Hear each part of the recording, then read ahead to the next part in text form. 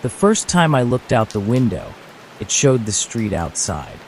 The second time, it showed something that wasn't my world at all. I live in an old apartment building. Nothing special, nothing haunted. Just a box of peeling paint, humming radiators, and neighbors I never see. I work nights, so I usually get home around 3 in the morning.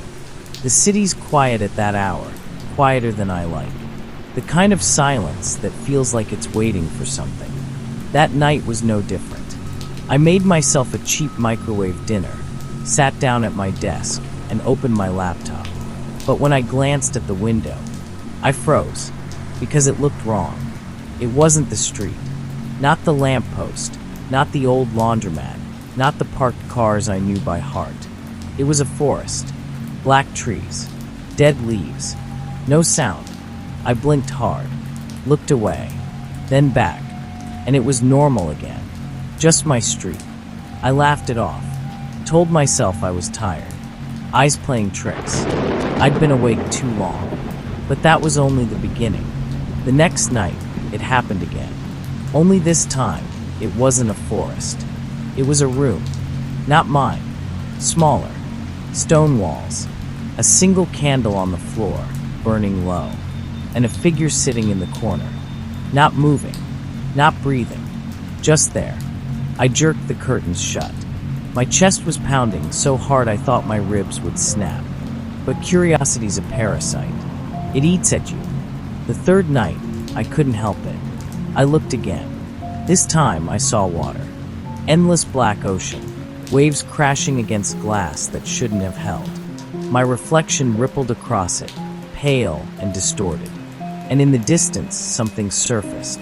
Just for a second, too far to see clearly. But it was looking back at me. I slammed the blinds down. That night, I didn't sleep. By the fourth night, the window wasn't showing sometimes. It was showing always. Every time I looked, it was different. A burning city, an endless desert, a hallway lined with doors, stretching forever. A face, too close to the glass, too distorted to be human. I stopped opening the blinds. I tried to ignore it, but then I heard the scratching. Soft at first. Fingertips. Nails. From the glass. From the inside. I sat frozen at my desk, staring at the closed blinds. The scratching grew louder. Faster. Desperate. And then, a voice whispered my name. From behind the curtain. I couldn't breathe.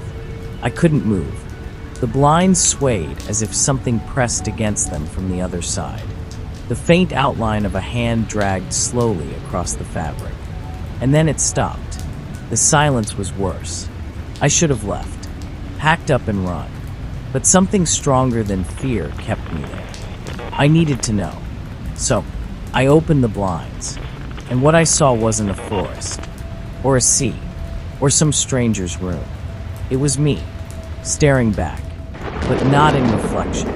Another version of me, standing in a dimly lit apartment that looked almost, but not exactly, like mine. The wallpaper was different, the furniture older, and his face was wrong. Same eyes, same jaw, but the smile was too sharp, too eager. He raised his hand, and so did I, but I hadn't moved. The glass rippled like water between us. He leaned close to the pane, lips brushing the surface, and whispered, "Let me in." My stomach flipped. I stumbled back, shaking my head.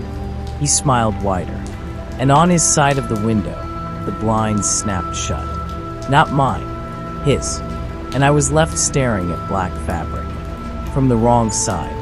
I don't know how long I stood there. Minutes, hours. When I finally backed away, my apartment felt off. The hum of the radiator was gone. The clock on the wall wasn't ticking. I turned slowly. Every window, every single one, was covered in blinds.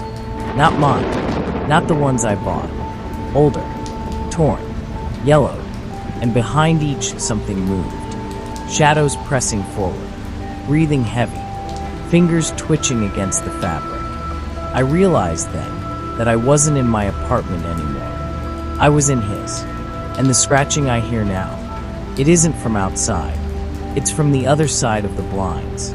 Because he's out there, in my world, and I think he's still smiling.